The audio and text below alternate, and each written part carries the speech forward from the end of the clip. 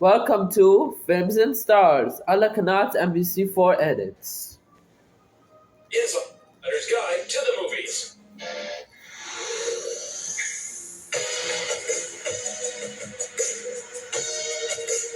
Welcome to Films and Stars, your insider's guide to the movies. This week, we stand in awe of Michelle Monaghan's cinematic versatility. But for now, she's a successful TV star out on a girls' trip in The White Lotus Season 3. Movie Report. Our hotel is the best in the world. At the end of the week, it will be an entirely different person.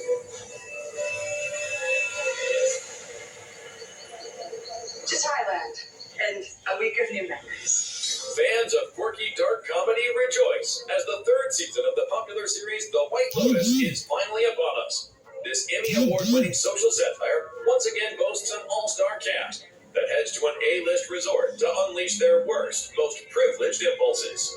Written and directed by Mike White, this batch of episodes brings us to a new White Lotus hotel in a brand new location with a largely new cast, who were all very much into the earlier seasons. I'm going to help you bring your joy back. I'm such a big fan. Like, the first few seasons I love, and I used to say I want to be in White Lotus, but I don't know where I'd fit. I couldn't see myself in that world. And then I got the audition for Chelsea, and I was like, oh my God, this could be it, this could be it. But I was actually so scared to do it. I think because I cared so much, I was like weirdly like putting off doing my self-tape. I was like, don't think I'm going to do it.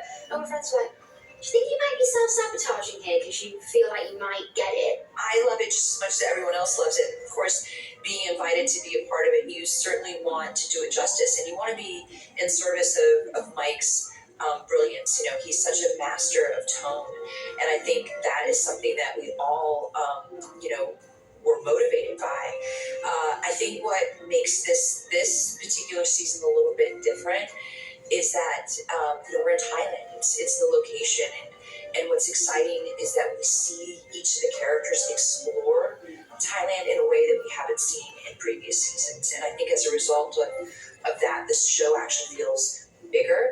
So many great locations. We moved around a ton. We switched hotels so many different times, and just to really explore the beauty of the island. I feel like Thailand's a character this season, and we get to see so much of it. Since the first season rolled out back in 2021, the series من انطلاق الموسم الأول عام 2021 أصبح المسلسل مشهور.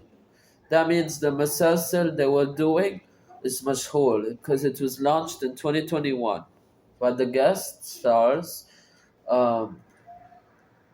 these guests, like myself. It's the location, and what's exciting. The lady with the white shirt, the White Lotus. Is that we see each of the characters explore Thailand in a way that we haven't seen in previous seasons. And I think as a result of that, this show actually feels bigger.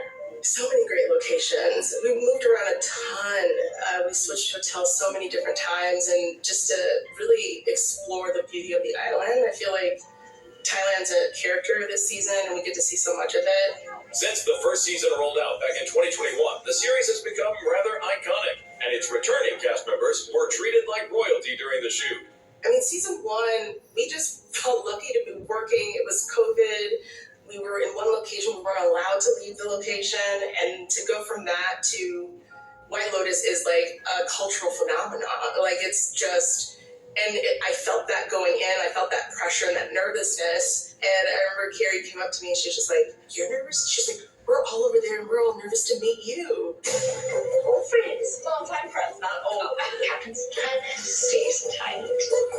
So I play Jacqueline Lemon. I play Hollywood famous television actress, and our storyline is that I go on a girls' trip with my childhood best friends, and we're looking to kind of reconnect and really just have a really great time. And then as the season progresses, of course, as we know, White Lotus, the facade starts to kind of melt away a little bit. We start to see some cracks in the exterior. Such a wellness center. You should get a facial.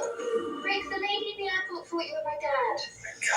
Chelsea's so oblivious to what the White Lotus Resort is. Just aware. She's like, why the hell are we here? So actually going into that headspace helped me forget that I was in the show. Like, I kind of didn't have the stakes of the show so much because Chelsea just felt like, The brand new third season of The White Lotus is available for streaming now. I almost died today. But we got the room comped, didn't we, babes? That was cool. Yeah, you did a great job. Okay.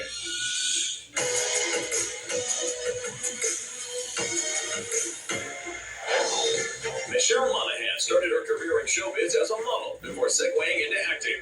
She soon became known for her versatility, surprisingly good in everything from comedy to action to intense drama.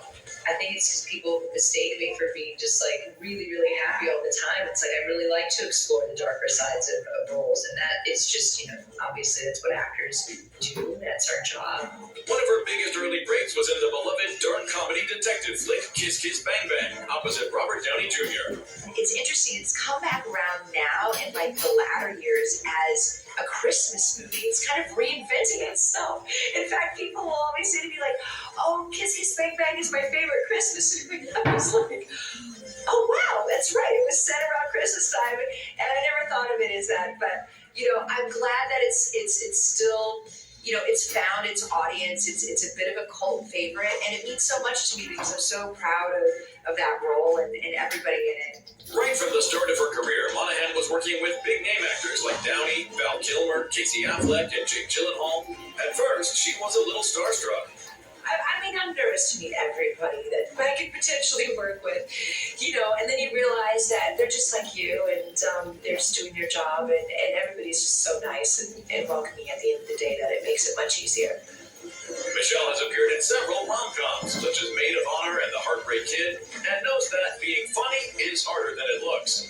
Definitely think comedy is more challenging for me than drama. It's all about the timing in comedy, so yeah, it's definitely a challenge, especially after you do something 10 or 15 or 20 times, and then it's sort of not that funny anymore. It's sort of, you've told the joke how many times, and it's not good. So it's always nice to then be able to use improv and things like that.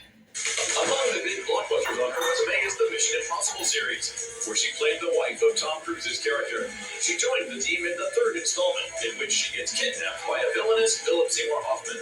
That was just such an extraordinary experience from beginning to end. Certainly that film, I think one of my first days on set actually was the scene it was the opening scene of that film with Philip and Tom. As intense as it looked like, of course, Philip's such a tremendous actor and, just such a talent we were so fortunate to be graced with. 2021 found her back with her Gone Baby Gone co-star Casey Affleck for the psychological thriller Every Breath You Take. Well, listen, that movie remains, a highlight. I'm very proud of that movie. And so this was a really great opportunity to kind of creatively reunite with Casey. And once we got in that creative space again, I was reminded of, really what a tremendous actor he is. Michelle Monaghan is clearly one of the most versatile stars in the business. Well, I think it's predominantly like that I get to learn so much about myself, and it's really challenging for me, and I feel really I'm always in awe of it, and sort of the fears that it kind of brings up in me, and I really just like going for it at the end of the day and sort of kind of tackling those fears, I guess, and it's really fulfilling.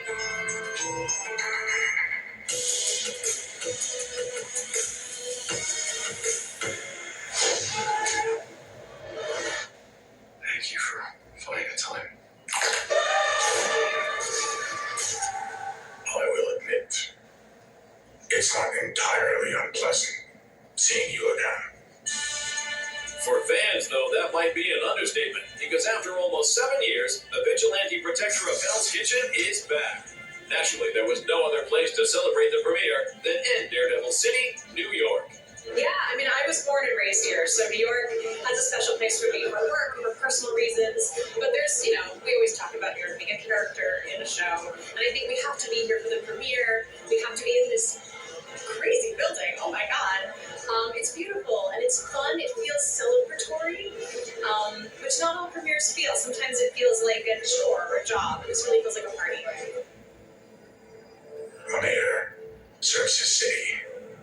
I can see you're not entirely convinced. Can you blame me? Born Again continues on from the 3 seasons of Daredevil on Netflix, now at a new home on Disney+. It's so great. We're so happy about the show being back, and we had such a great time doing the first season. It was hard, it was difficult, but we pulled it off somehow, in some way. It seems like, and it's just very exciting. Yeah, I'm still pinching myself. I never believed this moment would happen. So, after all these years, I think it's been 6 years since we last had an episode released, and it's just surreal. It's a dream. I can't shake the feeling that you're gaming the system. Why did you stop being a vigilante? The line was crossed. First Kevin asked us to do, I think he asked you to do Spider-Man first. Yeah, he asked me to do Hawkeye first. So we gradually got calls. So he got Hulk next, I got She-Hulk next, I got Echo next, and then eventually we heard we're going to come back and do this, which was what we wanted the whole time. So it's great. It's not just Charlie and Vincent who are happy to be back, so is Eldon Henson. Welcome